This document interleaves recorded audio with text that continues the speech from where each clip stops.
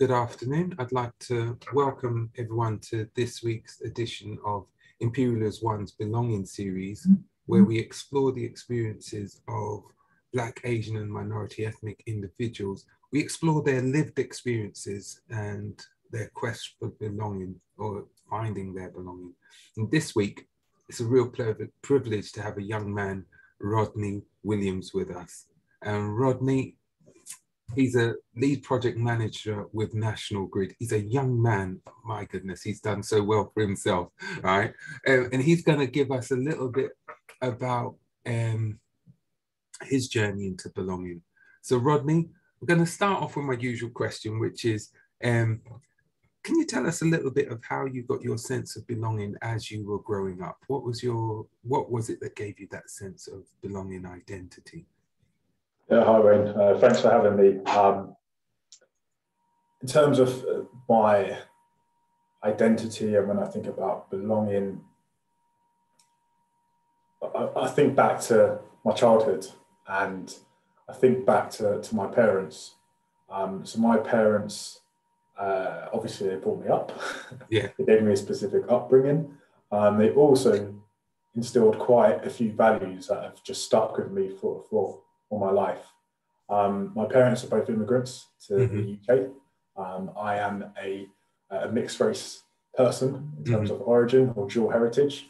My dad is from Sierra Leone and my mother is from the Philippines, so I'm African and Asian. They both worked for the NHS. They met in the UK 35 years, 40 plus years ago. And they came together, met in London, settled down in London together and had a family. Yeah. And I am one of 4 children. I'm the third.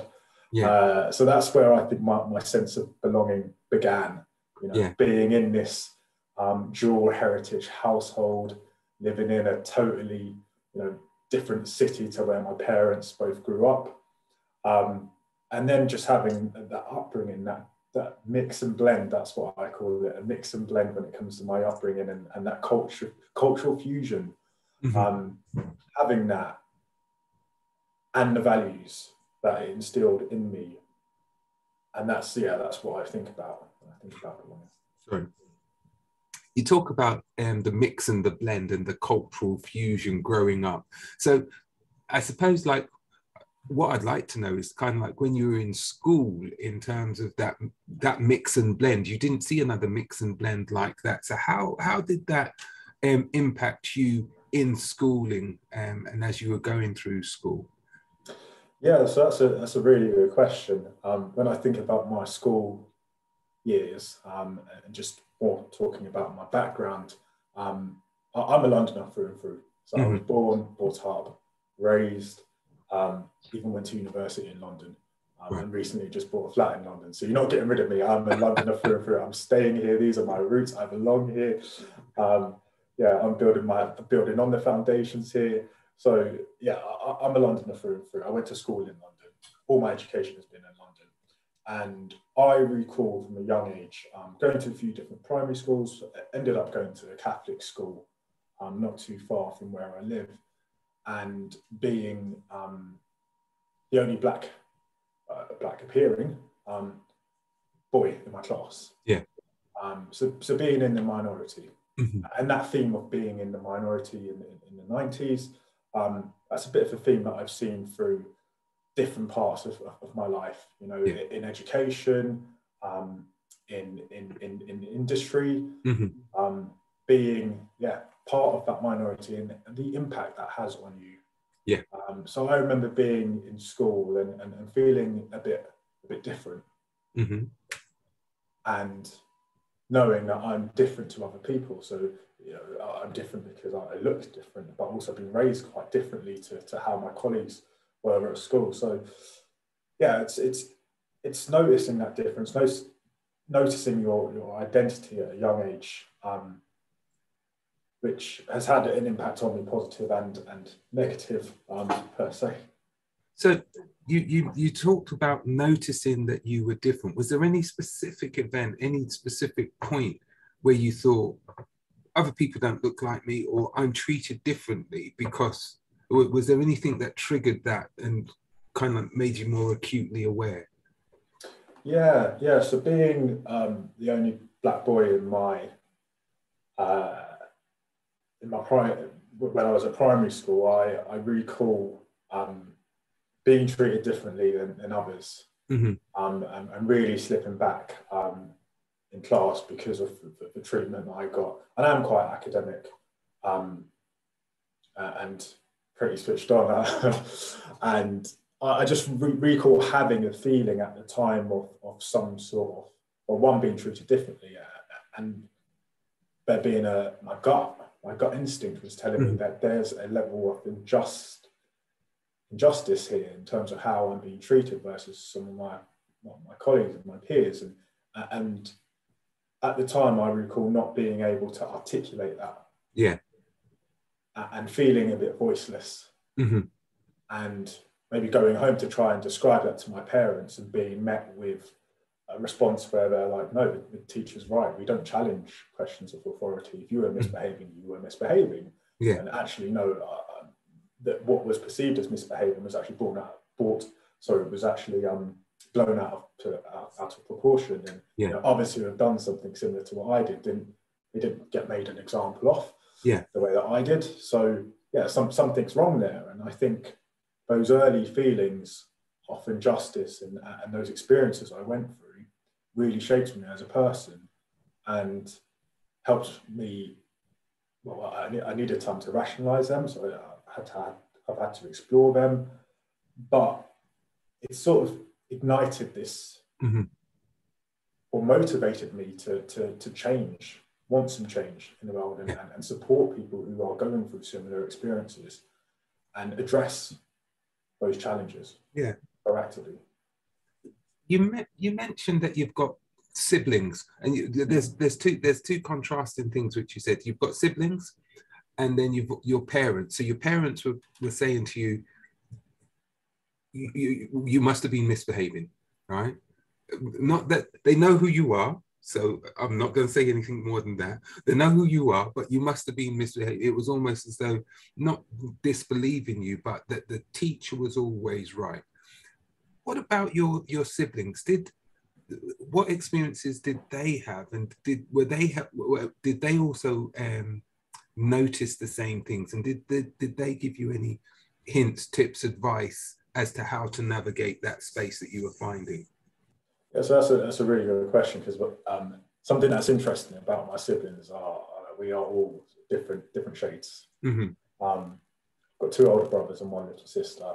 My oldest brother is a lot lighter than I am, so more looks a bit more on the Filipino, the Asian side. And then my other brother is a lot darker than I am, so he would pass as a very sort of black African man. And my sister is a sort of a lighter tone than me.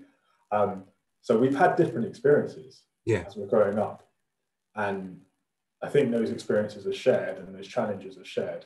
And there's been a level of acceptance that, okay, this is the culture that we have, this is our parents' beliefs, this is their opinion, but it isn't always right. And I think having that support around me and being able to sort of process it and understand it and try to work through it has been good. But like I say, we've had our own different experiences, being different tones and stuff. So that's really interesting, in the fact that your experiences have been guided by the shades that you are, as it were, but yet you've been able to have that solidarity because of the fact that you are family, right? So you appreciate and say, well, actually, I understand where you're coming from. So it's giving you a much wider perspective. I think that's really fascinating. So tell me something about what it was that you've spoken about, the kind of like injustice that you saw. What was it that helped you to feel that you must move forward or challenge that? What was it that got to you to say, I have to challenge this narrative that people are putting forward? Yeah, so I think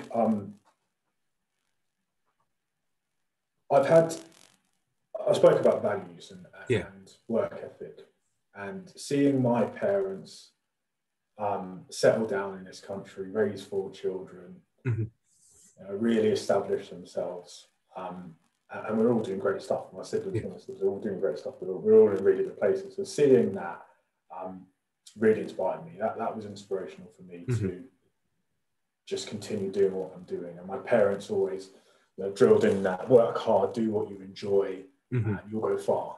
And work to be an independent. So I think that work ethic and those hard working values are instilled in me. And seeing some of the challenges that they experienced and seeing how they overcame them also sort of motivated me to just try to reach my full potential. Yeah.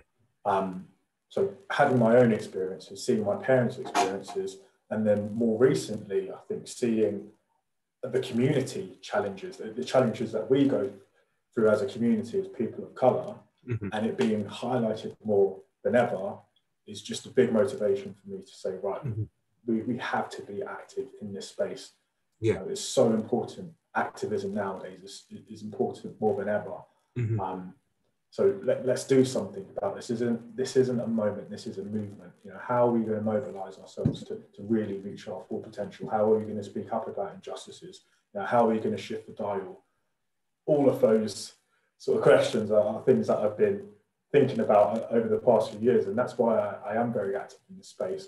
In the workplace, I've led the Multicultural Network for 3 years.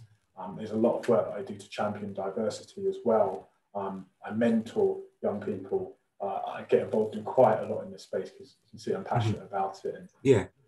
So just before we go on to the work, the activism which you're doing, which I think is really fantastic, in terms of getting to where you are now in terms of universities, etc., what were some of the things which, for example, made you feel, I want to go to this university? I know you're a Londoner through and through, right? But what was it that motivated you into sciences and the kind of like the career progression that you've gone to at the moment? Yeah, I always loved science. From a young age, I remember just enjoying science and maths. And I remember my parents were saying, do what you enjoy. So I was like, right, I'm going to stick with sciences and maths, do them at college, and then go to university, and do some sort of science because I enjoy it. And I did chemistry. I did chemistry with maths because I enjoyed both of them. Yeah. Something that I observed though, whilst I was doing science, was there wasn't a lot of people that looked like me. Yeah. And I felt very underrepresented. That theme of being the only one in the room, primary school, that continued. When I got to university, I was the only black male there in my year studying science, studying chemistry. I went to UCL as well. Yeah. So I had the choice to go to either UCL or Imperial. When I went to Imperial, didn't really see too many people that looked like me at the time. I know things have changed. We're working on it. But I went to UCL, I saw a lot of people that looked like me, well, a lot more than I did with Imperial. I felt a bit more welcomed. The professor was keen to get to know me when I went to the sort of visit the uni day and stuff, visit the department. So I said, oh yeah, UCL, I'm going to go to UCL, study science, do what I enjoy.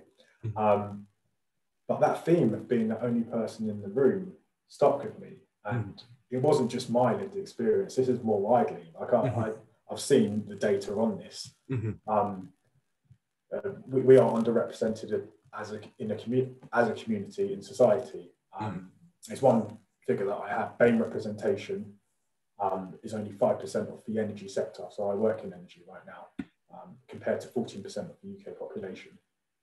I think there's similar sort of figures batting around in STEM, where we're not representative of society.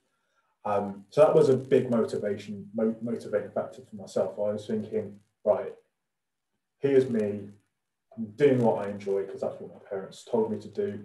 I want a career in this industry because I enjoy it, but I'm not seeing people like me. So I can continue and maybe try and be that role model for people coming up into this industry, or I can just stop and do what other people do. And I decided to continue. Yeah. And that's what I've been doing ever since. Hence why I've fallen into my job now, working in energy, which I enjoy. And again, that theme there, I've sort of not been represented, still exists. But there's a lot that can be done in this space to shift the dial, represent, inspire the next generation, and help people reach their full potential. So there was that.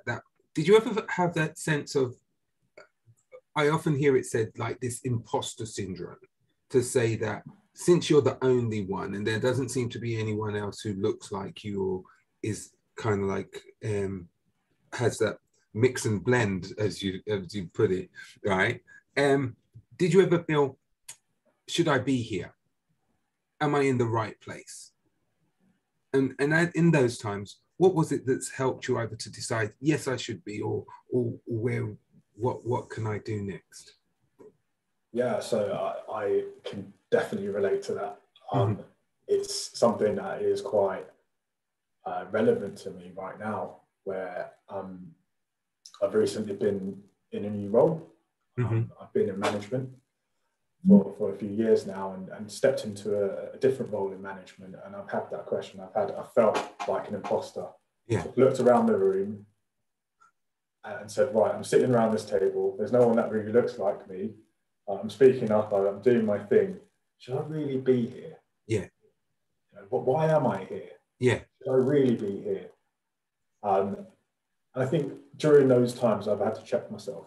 And I had a really good manager that said, you should think about all your achievements and just have them, or have your elevator pitch and some of your achievements, just have them on a piece of paper in your notepad or whatever you bring, wherever you are in work, and just reflect on them. If you're ever feeling that way, reflect on them. Look at how much you've achieved. Look at how much you've overcome. Look at what you represent. And just focus on that if you feel that way. I like that. I like that concept. I like that little achievement checklist, right? Yeah. We'll have to come up with a better term than achievement checklist, but I like that idea of whenever you're in that kind of position where people may be trying to discredit you or not hear your voice, that you remember you're there because of what you've been able to achieve. You've worked for it. Your parents told you to work for it. You've worked for it. So you belong in that space. I really do like that. And if you think about what you bring to the table, if you look around the room, look at what you represent, look at all the challenges in society that our community experiences, for you to even have a seat at that table, have a role, be in a position of power or influence, that speaks a lot of volume. Yeah. Yeah. So I think that's just something to remember, and having that little piece of paper, that little checklist, speaking to peers, supportive peers, allies, having a good role model, mentor, just to remind you when you are in that space goes a long way. Mm-hmm. Let me ask you another kind of question, because we've spoken about the idea of the imposter syndrome and your remedy for overcoming that. But then what about those other individuals who may not feel that they have had those levels of achievement because nobody has actually put forward to them that what you've done has been good? Yeah, what you've done is noteworthy. And I know that you've done a lot of work in the EDI sector and promoting. Give us an illustration or give us some examples of what it is that you're trying to achieve when you start focusing your attention on these EDI spaces. Yeah, okay, so I'll answer the last question first in terms of what I'm trying to achieve. I think for me, we're here today talking about belonging. Yeah. And I think there's different areas in life where you want to feel that belonging. We spend a large majority of our time, our living time on this earth working. I think it's very important that we feel like we have that belonging in the workplace. Mm-hmm. And what that translates to for me is having equality in the workplace. And we need to be able to substantiate this with some sort of data. Mm-hmm. That is what I feel is a good litmus test of us achieving belonging in the workplace. So for me, I see that as ensuring that we have representation at all levels when it comes to ethnic diversity in organisations and all institutions. So I think that's a work that I am really striving for. And we're not just doing this from a race lens, we're doing it from all the different lenses of diversity, from gender, religion, sexuality, ability. That's what I ultimately want to strive for, and contributing to that. I know I can't solve it by myself, but being part of that solution, making contributions to it, that's big motivation for me. In terms of dealing with that person who feels like they're not achieving or might have not achieved, I think the fact that they are actually thinking about it and they're conscious is something that should be celebrated in itself. And in life, we all have different goals. Just because you may not have that job title, or you may not have a certain amount of money in the bank, or driving a certain car, you are still achieving. The fact that you are getting up and doing your thing and making a contribution to society, that's an achievement in itself. So I think it's worth reflecting on that. It's not all about status, it's not all about having a certain number of trophies on the mantelpiece or a job title. Just doing your thing and making a positive contribution is good enough. So let's not forget that as well. So I like that answer, that being authentic, recognizing where you are and celebrating it, but also at the same time keeping an eye on where you want to be, the next step. That's a journey, isn't it? It's a journey. Yeah, it's a journey. You mentioned that you had a good manager who gave us that bit of advice earlier on. How along your journey so far, have you had role models or individuals who have championed you, and how has that been a benefit to you? Yeah, I definitely have. So I haven't got here by myself. Yeah, people have invested in me, they have supported me, they have mentored me. They've coached me to getting to where I am today. And that's not just people within our community. This is extended to some of our allies as well. So I think it's really important to have a good support network. I've been lucky enough to have some good managers. I've mentioned a few mentors, also people that are in more senior spaces and that are doing their thing, having conversations with them, understanding their challenges, posing some of my challenges to them, collectively coming up with solutions. It's been really helpful. I've had a lot of support here, and I think it's really important that you get a good network around you and you utilize some of the existing support that's out there. One thing I struggled with growing up, when I was growing up, was careers advice. Right. My parents both worked for the NHS. They didn't know about the corporate world. So I remember graduating thinking, right, okay, you told me education, enjoy your education, work hard, put your head down, maybe get a doctorate or one of those fancy titles. And I'm like, okay, so where's the money? How am I going to monetize this? How am I going to get on the corporate ladder? How am I going to get into some sort of boardroom or meeting room or whatever it may be? That help, that support wasn't at home. And I had to find that externally. I think that's something we kind of struggle with in the community. And if we look at our sort of white counterparts, a lot of that knowledge is already there because they're more established. They've been in the country a lot more longer than we have. They understand the system. But things are changing now. Like, we have the internet. We have things like LinkedIn. You can easily reach out to someone on LinkedIn and say, hi, looking for a mentor, seen your profile, seen that you're working in an industry or you're working a job that I really would like to get to eventually. Can we have a chat? Can I know more? Can I connect with you virtually, etc.? So there's so much support out there now to make our journey a bit easier than our parents. I think we've got to leverage that. And I think I've managed to do bits and pieces of that. Hence why I am where I am today. But yeah, find a role model. Use the internet to find a role model. There's so many sort of lists out there of people that are achieving, people of color that are achieving. Connect with them online. Find out what they're doing. Get them to mentor you. That's what I would encourage you to do. I like that. I like that proactive nature.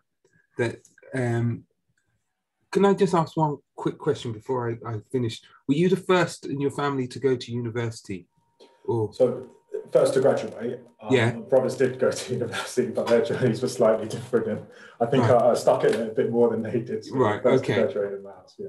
Right. So, and you mentioned earlier on that your parents didn't necessarily have that same frame of reference to help to guide and direct you. So you really did have to be very proactive in establishing yourself, finding those connections. So it wasn't, nothing was given to you on a plate. You had to go and work for it. Yeah. And so I like the idea about that, being proactive and utilizing the existing networks like LinkedIn, etc., to get to the next level. Yeah, and I think that's the theme that has stuck with me. I recall getting into work. So I work for National Grid, and I've been here for over 10 years. And when I started my job here, I didn't come through any typical scheme. So I wasn't part of the graduate scheme. I didn't have a cohort of graduates, a nice network of graduates around me that were all going through that onboarding first job. First job situation. It was just me. I was a direct entry employee, had to start work by myself, went for induction by myself, had to kind of get onboarded by my line manager. He wasn't the best at the time. But something that was really helpful was the employee network. So the multicultural network, joining the network, meeting people who had worked in the company more than for long amounts of time, and different offices, getting out to different offices, having real conversations with people like me, talking about my aspirations, my ambitions. Can I progress in this organisation? If I can, how do I go about it? And knowing more just about their roles and connecting all the different pieces of the puzzle. They were part of that, and that was part of my onboarding. I think, being in the multicultural network, meeting others like me, hearing their experiences, being able to leverage them in the future, just building that network. That's another proactive way of going about things. So it's just so much more support than there has been for us. And I think it's really important that we engage and utilize that to help us get to that belonging space. Why did you choose to join the multicultural network at the workplace? What was it about that which attracted you to say, let me join? I think for me, it was that connectivity to people like me, people that looks like me, that may have similar backgrounds to me, experience similar challenges to me. Like I mentioned, primary school, or being the only one in the room. Yes, that's our lived experience. Yes, there's stats and data that show that. Yes, we are underrepresented in the space. So you're getting that at the ground level. In the boardrooms and all the corporate spiel companies, they say they want to reflect the communities that they serve. So you're getting a big driver at the top for more diversity, more equality, more belonging. But then at ground level, you're getting a different experience there, and it's that gap and the exploring that gap and trying to reduce it. That for me, understanding that and exploring that a lot more, I think I was able to do that with the multicultural network, and it kind of weaved together different parts, my story, wanting to make a change, wanting to inspire the next generation, wanting to help to progress people to reach their full potential. So I like it. I do like your story because it is one of where you've actually you've worked hard to get where you are. And some people just see you as the finished product, not recognizing the extensive journey that you've had to go on to get to where you are. If you had somebody else starting now, what advice would you give them? That's a really good question. What advice would I give them?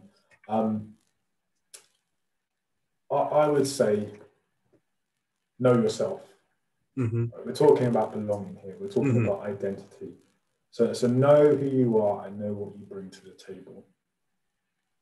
You mentioned finished product. I don't feel like I'm a finished product. I still feel like I'm a work in progress. Yeah, and I think that's where people need to just remember that life is a journey. So know your starting point, know who you are, what you bring to the table, and know where you want to go. So know what that next, I'm not saying your end point, or just know what that next key milestone is for you.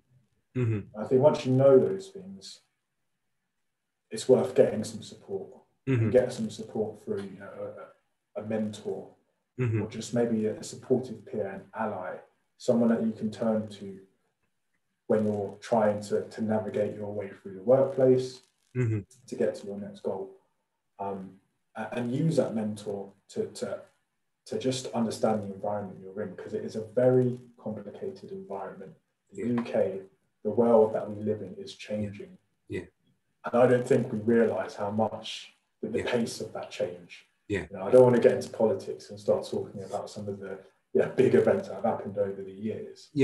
But I think it's worth just understanding that the environment that we're in, that is going to potentially impact us getting to that next milestone, or that next big journey or area in life that you want to hit. I'm going to just see if there's any questions from the audience. Thank you for that answer. There's a couple more questions which I'd like to ask, but I just want to see if there's anyone from the audience who wanted to ask any questions about your journey so far. If you do, just raise your hand. Otherwise, I'll pose another couple of questions.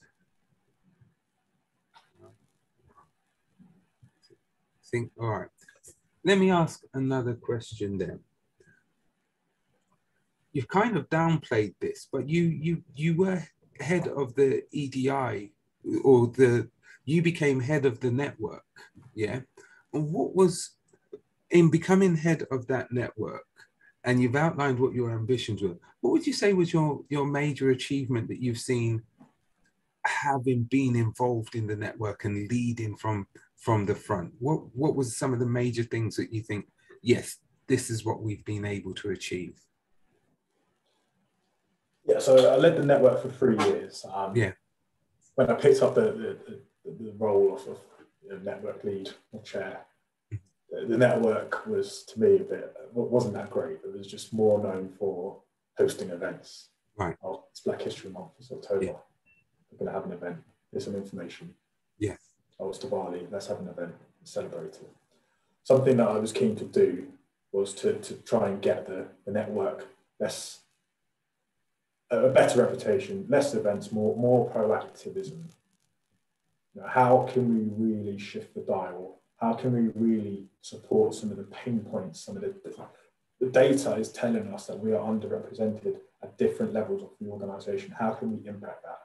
And something that we observed was there was a lot of data showing us we had an issue with retention and progression. And I think this applies to a lot of industries in the UK, where you get people of colour, they're being fed into the pipeline, so they're represented at early staff levels. You know, they're getting onto the graduate schemes, they're getting into the organisations and institutions, but they're not progressing through the organisation. There's a progression and there's a retention problem. You know, they get to a stage in their career where they hit a glass ceiling and then move elsewhere because they feel they can't progress there, and it's reflected. Sometimes it's reflected in some of the information that we see on these organisations. If you look at the board members, you look at the senior leadership teams, you might not see people that look like you. You know, and the perception, the art of you can't be what you can't see, just feels more true than ever. If you can't see people in the organisation at senior levels, and if you've got those ambitions to progress, if you're not seeing that, then how can you be that? So we wanted to address that in the Multicultural Network, and we did a piece of work with a consultant, and we put together, and HR, and we put together a leadership course. This was a BAME leadership course for diverse leaders program. So the leadership program for diverse leaders. So it's a leadership course, a bespoke course for people of colour that aspire to progress in the workplace. We trialled it out, we got it through all our internal processes, and it's now a sort of business as usual training course for employees in the organisation. And over 100 people have gone on it. It's helped to give people that time just to reflect on where they're going in their career and their life journeys. We've seen some people get promoted after going in a course, not immediately, but it's contributed to that. Yeah. Some people have stepped away, left the organization, gone to bigger and better things externally. But I think for me, that was a really, really proud achievement of mine, getting a bespoke course together, seeing people go on this course, seeing the transformation, seeing people say, you know what, I know what I bring to the table. I'm going for that next role. I'm gonna step out and do X, Y, and Z in the community. Seeing people progress and being part of their progression, for me, has just been a major achievement, and that's been recognised externally. We've been sharing that as a best practice. It's contributed to some of our award submissions, so we've won awards for some of the other stuff that we've been doing within the network and as an organisation. So, yeah, a lot to celebrate there. And a lot of change and supporting people with that change. It's been one of my proud things. I love that. I absolutely love that. I love the way that you saw that. Not saying that the network wasn't necessarily catering for the needs of the community in the way that you felt it should. It was providing information, but it wasn't providing empowerment. Exactly. And what you've done is empowered, and see what your team has done is that empowerment, giving them the opportunity to go and learn. Can you give us a little flavor of some of the things which were in your bespoke training package, just so that we've got an idea of what it was that you thought was missing and what it was that you were bringing to the table? Yeah. So the trainer who runs this course, Cordelia, she's brilliant. She's actually Nigerian. Right. So the training itself is delivered by a person of colour. Yeah. There's a lot of leadership training out there, but I think sometimes you need BAME-specific trainers to lead this training, because you can talk about some of those challenges that people experience. So one of the modules is on unconscious bias. Right. And that's where we talk about just bias as a whole, what this means for us, and some of our experiences around it, and how we tell our own story. So unconscious bias was there. Branding was another big topic, where we talk about how we brand ourselves as people of colour. What are we doing in the community? How can we bring that into the workplace? And then another big module that I recall was on goal setting. So looking at how we strategize ourselves, how we put together a good development and career plan, carrying out a SWOT analysis. There's things there that are good to, from what I recall, the course was more focused on bringing that BAME lens into development, giving us time to reflect on some of our collective experiences and challenges as a community, but also giving us the tools to, after the course, implement things to progress to that next step. Yeah.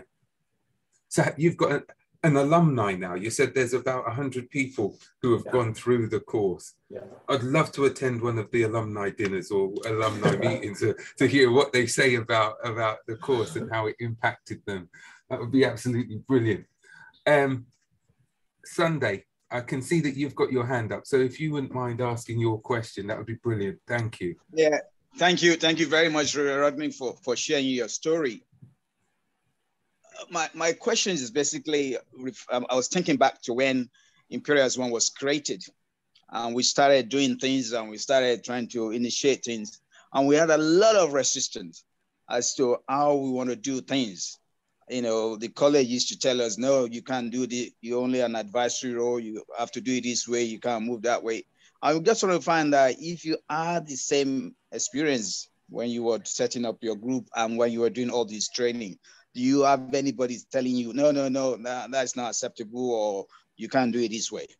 And if you did, how did you go about it? Good question, Sunday. Hi, Sunday. Yeah, thanks for the question. And yeah, absolutely. We had a lot of resistance when we were putting the course together, when we were trialing it. There was a few questions and comments from HR. Why is this course needed?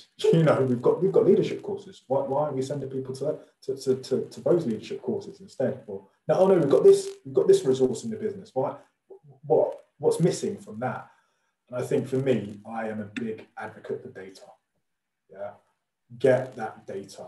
If certain organizations or institutions are batting about the corporate line, but they want to reflect the communities that they serve, right? Let's see the data to see where we're at with that and how we are getting on in that journey.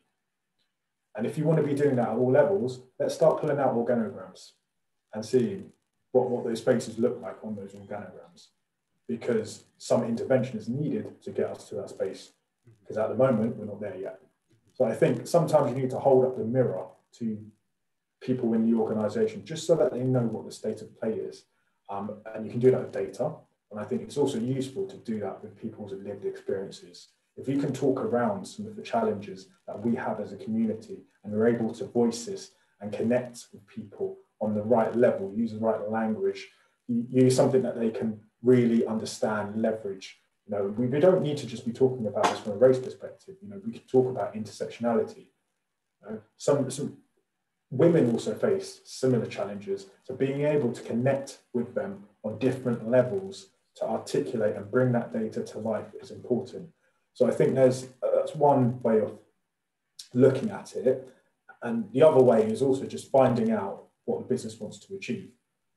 So yes, you may have a network, but is it aligned with your business's goals or targets? You know, most businesses say, I've mentioned the communities and want to reflect communities that they serve, but they also want to develop their employees.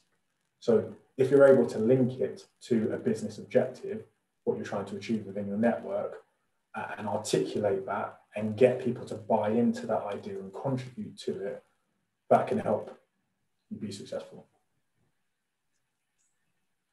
Sunday, I hope that answers your question. Yeah, it did. What we did at Imperial to get around some of those is to appoint champions, people that actually believe in what we're doing and able to speak on our behalf at much higher level.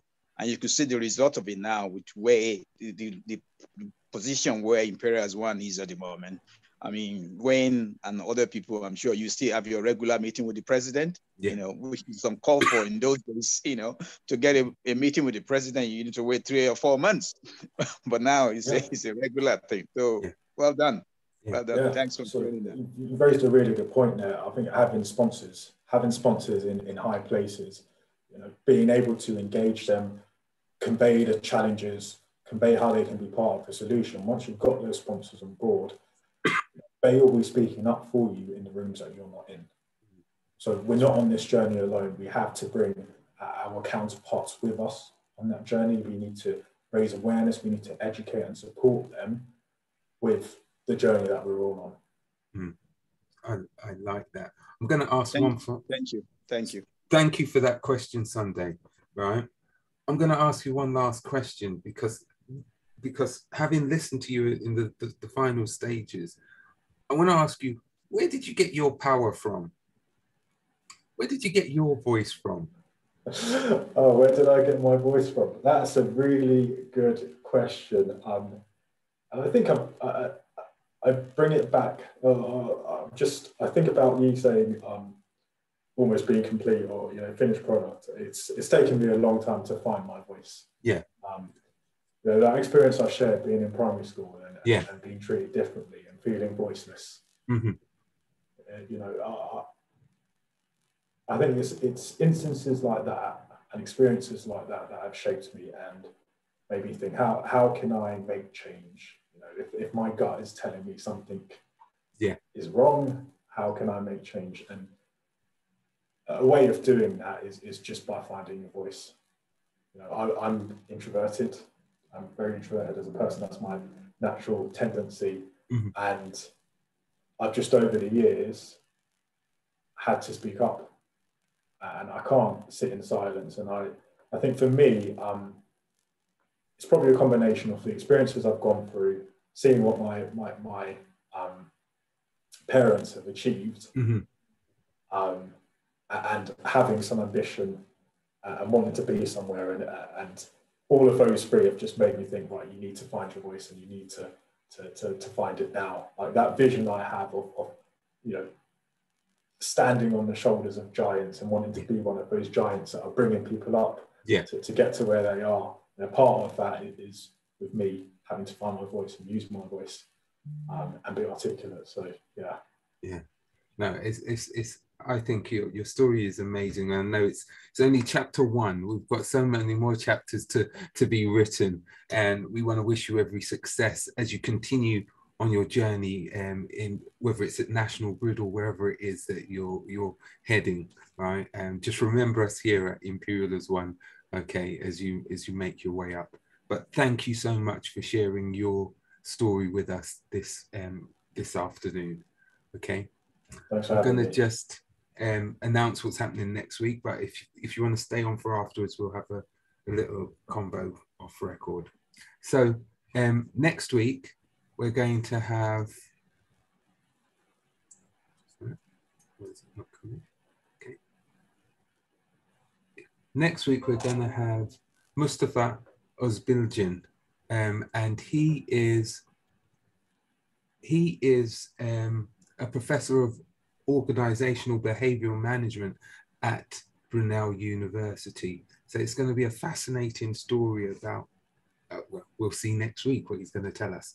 But if you haven't had a chance to see any of the other videos or the other interviews, then please go to our YouTube channel at tinyurl.com/belonging-IAO, and you can see the videos which we've done previously.